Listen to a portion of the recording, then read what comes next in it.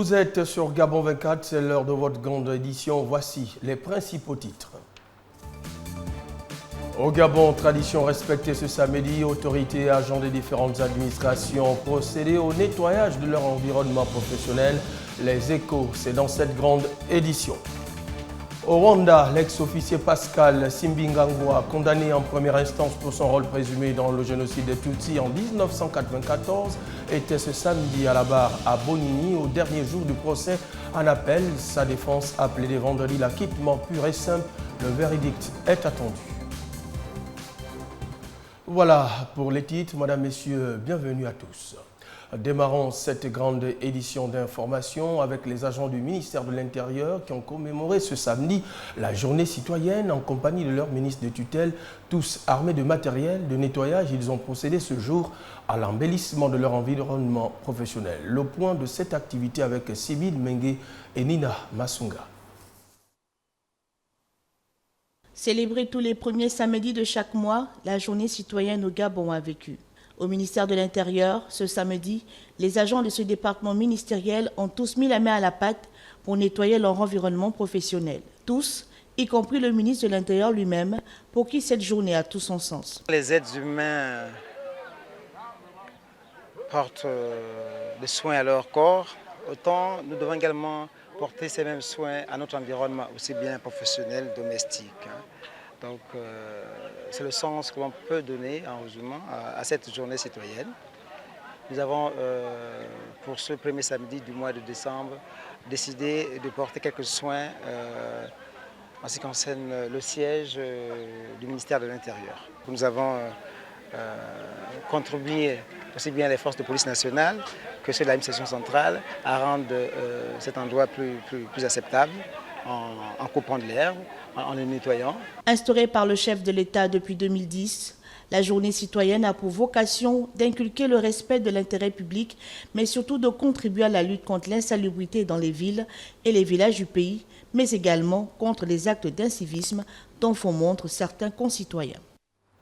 Et puis ce samedi 3 décembre, les agents postiers n'ont pas dérogé à la règle du premier samedi du mois qui consiste à l'assainissement de leur environnement professionnel tel qu'instauré par le chef de l'État gabonais Ali Bongo Ondimba dans le but du respect de l'intérêt public mais aussi de contribuer à la lutte contre l'insalubrité dans les villes et villages du Gabon. C'est donc le Centre national du tri et des colis postaux, SIS, dans le premier arrondissement de Libreville, la capitale, qui s'est vu nettoyer. Le commentaire est de Jamil Ambengman sur des images de Jospin Mbombadianga. Râteaux, pelles, balais, brouettes et débroussailleuses sont entre autres les outils ayant servi pour assainir les coins et recoins du Centre national des tri et des colis postaux ce samedi à Libreville. Dans le cadre de la journée citoyenne, la quarantaine d'agents de la poste prison se sont donnés à cœur joie à cette activité retroussant les manches. Par rapport à la journée citoyenne qui a été instaurée par le président de la République, nous avons répondu présent. Pour cette journée citoyenne, nous sommes revenus sur le site du CNT, le Centre national de tri, par rapport à l'ampleur et la centralisation. Donc, comme vous savez, tous les services sont centralisés ici, au CNT, et l'espace est vaste. C'est pourquoi nous avons choisi de pouvoir élaguer, nettoyer le centre de tri aujourd'hui. Cette initiative gouvernementale permet en effet à chaque citoyen de mettre en pratique dans son environnement immédiat la notion de salubrité afin de rendre la ville plus propre et attrayante. Les postiers ne sont donc pas restés en marge et ne sont pas à leur première action. La politique que nous avons choisie, c'est celle de faire des rotations. Parce que déjà, la force de la poste, c'est son réseau. Donc sur toute l'étendue du territoire, nous faisons la journée citoyenne du mois dernier, nous étions sur le site de Congo. Ça va se pérenniser. Rappelons que les opérations de la journée citoyenne prévues chaque premier samedi du mois consistent au balayage des rues, des espaces publics et habitations, au nettoyage des bassins versants et plages, car les autorités gabonaises sont résolues à rendre leur pays propre et à préserver l'environnement. Parlons toujours de journée citoyenne avec le ministre d'État de la Communication, Alain-Claude Bilibizé, qui a conduit une importante délégation sur la zone spéciale économique de Coq à 27 km de Libreville sur la Nationale 1. Voici Le reportage de Joël Tatou et de Linda Gaël Maganga. Mobilisée pour la journée citoyenne, l'équipe du ministère de l'économie numérique, de la communication, de la culture et des arts s'est rendue à l'agence gabonaise d'études et d'observation spatiale AGEOS, située en Coque, à 27 km de Libreville sur la nationale 1. C'est un outil indispensable et y compris tout ce qui concerne la surveillance maritime. Mais l'AGEOS, c'est aussi plusieurs autres applications possibles et indispensables pour le développement de notre pays. Donc c'est vraiment quelque chose qu'il faut saluer. Malheureusement, beaucoup de Gabonais ne savent pas exactement ce que fait l'AGEOS et nous ferons l'effort de mieux communiquer dessus. Le ministre d'État en charge de l'économie numérique, Alain-Claude Bilebinze, a dit combien il était important d'assainir son environnement de travail et de penser la journée citoyenne autrement. Il ne faut pas que les Gabonais ne retiennent la journée citoyenne que le retroussant les manches. La journée citoyenne, c'est aussi que chacun sache ce qui se fait dans son pays. Et dans le cadre du département ministériel qui est le nôtre, nous avons souhaité que différents collaborateurs sachent exactement ce que c'est l'AGEOS. Il faut que le ministère s'imprègne de différentes branches d'activité. La journée citoyenne à l'agence gabonaise d'études et d'observation spatiale a donc donné l'occasion de présenter cette agence et son travail au plus grand nombre. Voilà, donc poursuivons ce parcours tout info avec au lendemain donc des élections présidentielles. Les hiérarques du Parti démocratique gabonais, parti au pouvoir, se sont donné rendez-vous ce samedi dans le 2e arrondissement de la capitale gabonaise, dans l'optique de faire un état des lieux visant à engranger des nouvelles victoires. Le point avec Reine Andem et Alexandre Nkogé. C'est une salle de l'auditorium d'Arambo qui a affiché complet ce samedi à la faveur du séminaire dédié aux cadres du Parti démocratique gabonais. Parti au pouvoir, en vue de mener une réflexion profonde sur les perspectives immédiates et à terme, non sans revenir sur la présidentielle d'août dernier. C'est à l'issue des concertations, notamment celle d'aujourd'hui et d'autres, et après avoir reçu les instructions de la hiérarchie, notamment les instructions du distingué camarade président, que le PDG arrêtera en définitive ses positions qu'il défendra en toutes circonstances, notamment lors du débat et de même dans le cadre du choix des candidats du parti aux futures élections législatives. Notre objectif, c'est de lancer, de susciter le débat afin que vos contributions puissent enrichir nos réflexions pour arrêter la position du parti après avoir obtenu les instructions du distingué camarade président. Précisons que plusieurs résolutions sont attendues à l'issue de cette rencontre qui permettra de redécoller sous les meilleurs auspices, pouvant amorcer les prochaines consultations électorales avec sérénité et détermination. Le ministre de l'Intérieur, Lambert Noël Mata, a procédé ce samedi au sein de son ministère à une déclaration relative au report des élections législatives suite à la requête déposée auprès du Premier ministre chef du gouvernement par la Commission électorale nationale autonome et permanente. Je vous propose de suivre un extrait de cette déclaration. Il est au micro de Sibyl Mengue et Nina Massunga. Dans une requête adressée à M. le Premier ministre chef du gouvernement, le président de la Commission électorale nationale autonome et permanente, Sénat, organisme chargé de l'administration et de l'organisation des élections dans notre pays, l'a informé de l'impossibilité pour la Sénat d'organiser cette élection en ce mois de décembre 2016 en raison de l'insuffisance des dotations financières prévues à cet effet. Sur la base de cette requête, et conformément aux dispositions combinées des articles 428 de la Constitution et 74, alinéa 2, de la loi numéro 7/96 du 12 mars 1996 portant dispositions communes à toutes les élections politiques, le Premier ministre, chef du gouvernement, a saisi la Cour constitutionnelle à l'effet de solliciter le report de la date du scrutin de l'élection des députés à l'Assemblée nationale. En conséquence, elle a décidé d'une part du report de la tenue du scrutin dont la date limite d'organisation est fixée au 29 juillet 2017. Et d'autre part, de la prorogation du mandat de l'actuelle législature jusqu'à la proclamation des résultats de l'élection des députés à l'Assemblée nationale organisée dans les délais précités. Ils refusent de partir, les occupants illégaux des logements de Bikele d'Angondje, plus de 10 jours après le 18 novembre, que le vice-premier ministre en charge de l'habitat et du logement, Bruno Ben Moubamba, a rencontré à son cabinet les représentants des squatteurs et a signé un nouveau préavis pour permettre aux occupants illégaux de libérer les cités occupées. Ces derniers sont toujours dans les maisons et ne comptent pas en sortir même après avoir été sommés par un huissier de justice. Le compte rendu est de Kenny Ongweri sur des images de Joël Tatou. Après avoir estimé que le délai de déguerpissement donné par le gouvernement était trop court, ils ont finalement obtenu de la part de celui-ci une dérogation de 10 jours pour partir des logements d'Angondje et de Bikele qu'ils occupent de façon illégale depuis plusieurs mois maintenant. Au sortir de l'accord avec le gouvernement qui leur a accordé cette dérogation, les représentants des squatteurs ont marqué leur reconnaissance. Nous sortons de cette rencontre avec une satisfaction parce que le vice-premier ministre s'est mis à la place de la population. Il a recadré nous qui sommes des squatteurs sur le bien fondé du droit et de l'état de droit. Nous avons compris le principe, nous avons compris l'intérêt et bien sûr nous ne voulons pas passer non plus pour les personnes qui défient l'État. Donc, nous adhérons. À la surprise générale, au terme du délai accordé par le gouvernement, les squatteurs de la cité d'Angondje ont décidé de défier l'État en refusant de partir des lieux.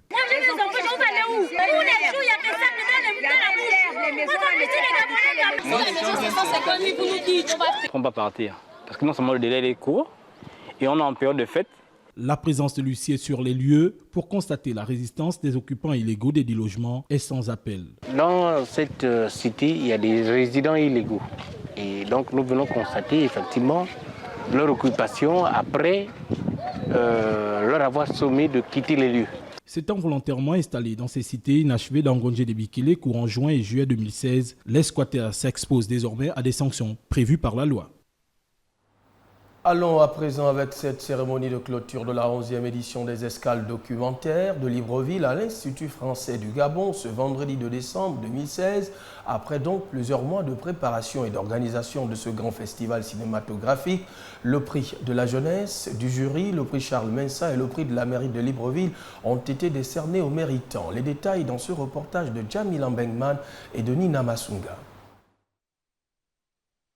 Une semaine de projection intense pour le public enthousiaste qui a répondu présent à chaque séance de projection des 15 films en compétition de cette 11e édition des escales documentaires de Libreville dont le prix de la jeunesse a été décerné au réalisateur Gadjigo pour son film Samben Ousmane, le prix Charles Mensa au Sénégalais Ousmane William Baye, Cheikh Anta Diop Kemtiyou, le prix du jury de Guillaume Suyon, Ceux qui amènent la tempête et le prix de la mairie de Libreville à Yves Mathieu Mondunga pour 2 ans et responsable. Je pense que pour un réalisateur, c'est toujours agréable de recevoir un prix et c'est le sentiment qui m'anime aujourd'hui. Une seule fausse note, l'absence des lauréats des prix Charles Mensa, prix du jury et prix de la jeunesse. Le parrain de cet événement, Jean-Olivier Kumbambumba, s'est dit satisfait de l'organisation et surtout de la mise en avant de la promotion de la culture gabonaise et de l'adhésion du public au film documentaire. Un sentiment de satisfaction. Libreville est devenu en une semaine, on va dire, centre international du cinéma documentaire. Vous voyez qu'en tant que ministre en charge de la culture, je ne peux qu'être satisfait du déroulement pendant une semaine de ces projections de films. Le rendez-vous a donc été pris pour l'an prochain pour une découverte des plus beaux talents en matière de production de films documentaires, mais aussi et surtout pour le rayonnement de la culture gabonaise. La suite de cette grande édition, c'est avec le dernier jour du procès en appel de l'ex-officier rwandais Pascal Simbikangwa pour son rôle présumé dans le génocide des Tutsis en 1994 se tient samedi à Bobigny. Vendredi, la défense a plaidé l'acquittement pur et simple. Le verdict est attendu dans la soirée. Le récit de Ludmila Toto. Depuis 6 semaines à Boabigny, 9 jurés populaires et 3 magistrats professionnels sont chargés de rejuger au nom de la compétence universelle Samé Bika, jugé pour homicide et crime contre l'humanité lors du génocide rwandais, pour des faits qui se sont déroulés il y a 22 ans, à 6000 km de distance. J'ai trouvé Pascal Simbikangwa égal à lui-même, c'est-à-dire qu'il a été très long et très confus, surtout quand il commence à faire des lectures dans lesquelles on se perd, et fidèle à ce qu'il a toujours été, c'est-à-dire une négation en bloc et en détail. Voilà, on est dans la négation pure et simple. Donc on connaît bien le personnage, on connaît la dénégation dans laquelle il s'est installé. Après, bon, est-ce que c'est lui qui va convaincre les jurés? Est-ce que ce sont nos conseils à nous? Je n'ose pas croire que ce soit lui qui sera entendu. La défense estime que les témoins n'ont pas été mis à l'audience face à leurs contradictions. On a eu hier la parole pour expliquer que ces témoignages étaient trop faibles pour condamner quelqu'un. Le client Simbikangwa l'a redit avec ses mots, parce qu'il avait besoin de le dire, parce qu'il n'a pas été assez entendu pendant l'audience. Je crois que c'était le moment pour pouvoir réitérer tout le travail que la défense a fait la veille. L'ancien capitaine Samé Bikangwa, 56 ans, avait été condamné en 2014 en première instance à 25 années de réclusion criminelle pour génocide et complicité de crimes contre l'humanité lors des massacres qui firent plus de 800 000 morts en 100 jours à travers le Rwanda. Parlons également de ces proches de passagers de l'avion de Malaysia Airlines, vol MH370, disparu mystérieusement en 2014, se rendant à Madagascar dans l'espoir de retrouver des débris et des réponses à ce drame. Sibylle Mengue s'en fait l'écho. Le collectif des victimes de Malaysia Airlines vol MH370, disparu mystérieusement en 2014, va se rendre à Madagascar dans les tout prochains jours dans l'espoir de retrouver des débris et des réponses à ce drame. Après des tentatives et des demandes répétées pour que des recherches soient effectuées le long du littoral est de l'Afrique, rien n'a été fait, donc cela nous revient de faire ces recherches par nous-mêmes. Nous voulons aller le plus loin possible et chercher le plus largement possible à Madagascar, dans les communautés du littoral et les villages. Nous voulons parler au plus d'ONG possible. Cette association s'est souvent plainte du manque de coordination des opérations de recherche dans l'ouest de l'océan Indien et le long de la côte est de l'Afrique, alors que plusieurs débris retrouvés depuis proviendraient du Boeing 777 qui s'était volatilisé peu après son décollage de Kuala Lumpur le 8 mars 2014 avec 239 personnes à bord. Nous ne sommes pas satisfaits de la façon dont les investigations du gouvernement malaisien avancent. C'est la raison principale pour laquelle je vais à Madagascar. Des fragments découverts ces derniers mois sur les côtes d'Afrique de l'Est et dans l'océan Indien ont été identifiés avec une quasi-certitude comme provenant de l'appareil de Malaysia Airlines. Mais ces découvertes n'ont pas permis jusqu'ici de résoudre le plus grand mystère de l'aviation civile moderne.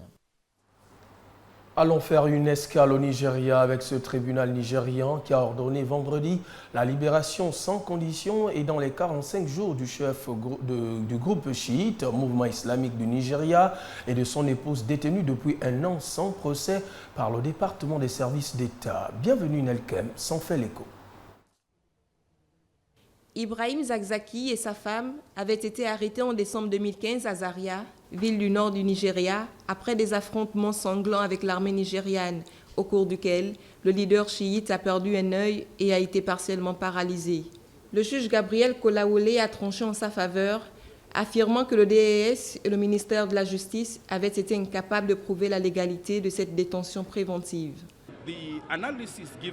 L'analyse du juge est tout à fait correcte, mais nous voulons entendre parler de garde à vue et d'autres choses venant des tribunaux supérieurs.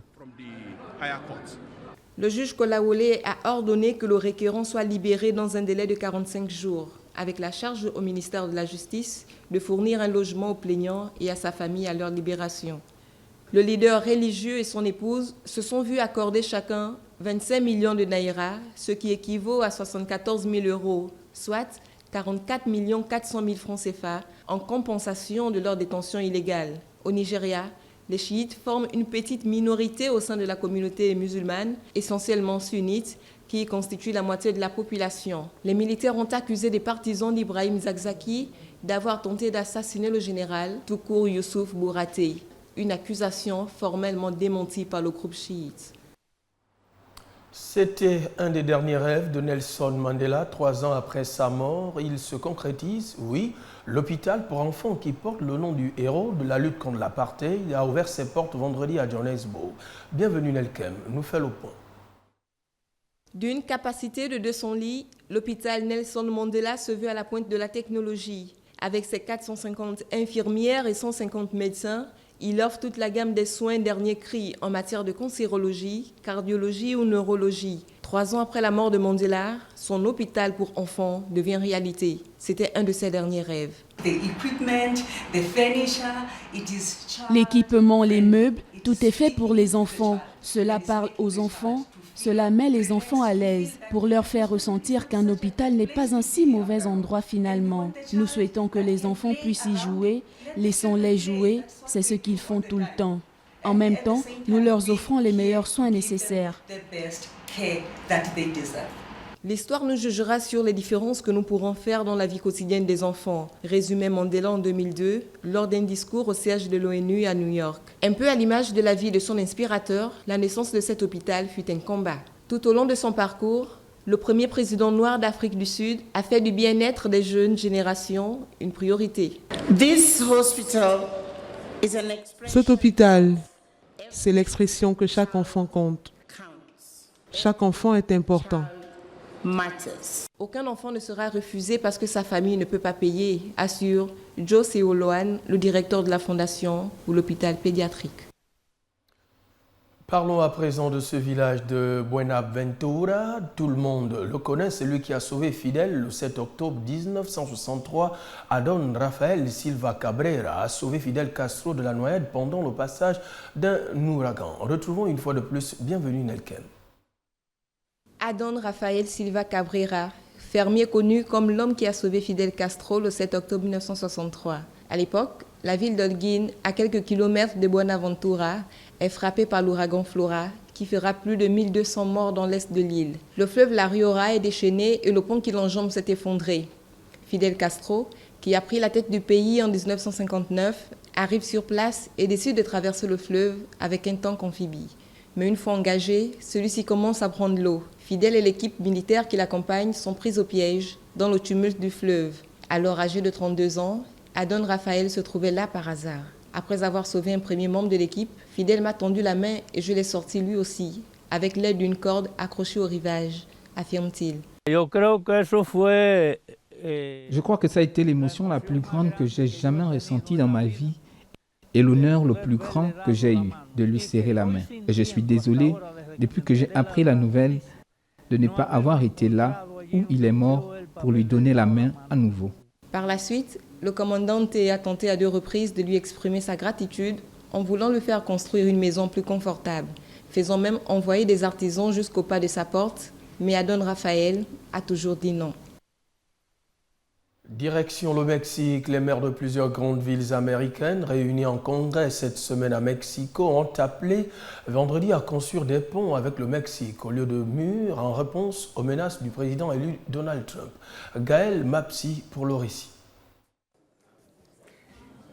Les maires américains appellent à construire des ponts avec le Mexique, pas des murs. Certains peuvent parler de construire des murs, mais nous croyons que nous pouvons construire des ponts qui puissent passer par-dessus ces murs. Aujourd'hui, les maires du C40 et avant tout mes amis ici présents, nous voulons nous engager et proposer un objectif qui est de se débarrasser du diesel d'ici 2025. Donald Trump prendra ses fonctions de président des États-Unis le 20 janvier. Durant sa campagne, le magnat new-yorkais de l'immobilier avait qualifié les migrants mexicains de violeurs et de trafiquants de drogue et promis de faire construire un mur à la frontière que payerait le Mexique. Une élection ne change pas qui nous sommes dans les villes d'Amérique. Et cela a été le message que j'ai partagé avec tous les Washingtoniens. Nous sommes qui nous sommes et nos valeurs n'ont pas changé le jour de l'élection. Le C40, qui rassemble désormais 90 villes dont Rio, Caracas, New York, Paris, Dakar, Johannesburg, Addis Abeba, Séoul, Pékin, Shanghai, Athènes, Istanbul ou Londres, représente au total 650 millions de personnes et 25% du PIB mondial. En larmes, une famille d'Alep séparée par la guerre se retrouve. Joama Al-Kassim et son épouse Mariam ont enfin rencontré leur fille Racha, qu'ils n'ont pas vue depuis 1 an et demi en raison de la guerre qui a coupé leur ville syrienne d'Alep en deux. Renandem pour le récit. Devant un centre gouvernemental accueillant les déplacés du fief rebelle d'Alep-Est, l'homme de 51 ans se relève et étreint sa fille de 17 ans qui vient de fuir, avec ses enfants, l'avancée fulgurante des troupes du régime syrien ces derniers jours dans le secteur oriental de la métropole. Il pose un baiser sur sa main sans la quitter du regard. « Je pensais que je n'allais plus la revoir », s'exclame-t-il en l'aidant à porter son fils Abdelrazak, âgé de 8 mois, évacué avec sa mère et son grand frère Eliane, 2 ans. Comme Racha et ses enfants, des dizaines de milliers de civils ont fui face à la progression des troupes du président Bachar al-Assad. Je n'ai pas vu ma fille depuis 1 an et demi. Ma petite fille avait à l'époque 1 mois et mon petit-fils n'était pas encore né. C'est la première fois que je vois mon petit-fils. Je n'avais aucun moyen de communiquer avec ma fille, sauf le téléphone. Elle pleurait et nous disait « on n'a ni eau, ni nourriture, ni pain ». Et nous étions incapables de l'aider. On ne pouvait pas la visiter et elle ne pouvait pas venir chez nous. Je rêvais de revoir son visage, ne serait-ce pour quelques minutes avant de mourir, s'écrie le quinquagénaire devant le centre d'accueil situé à Djibrine, à une dizaine de kilomètres à l'est d'Alep. Aujourd'hui, mon rêve est devenu réalité. Ce journal s'achève, mais avant de nous séparer, voici le rappel des principaux titres qui l'ont constitué. Au Gabon, la tradition a été respectée ce samedi. Autorités et agents des différentes administrations ont procédé au nettoyage de leur environnement professionnel. Les échos, vous les aviez eus dans cette grande édition d'information. Au Rwanda, l'ex-officier Pascal Simbinga Ngwa, condamné en première instance pour son rôle présumé dans le génocide des Tutsis en 1994, était ce samedi à la barre à Boubini au dernier jour du procès. En appel, sa défense a plaidé vendredi l'acquittement pur et simple. Le verdict est attendu. C'est la fin de cette grande édition d'information. Merci à vous de l'avoir regardé. Restez toujours sur Gabon 24. L'information continue. Et à plus tard.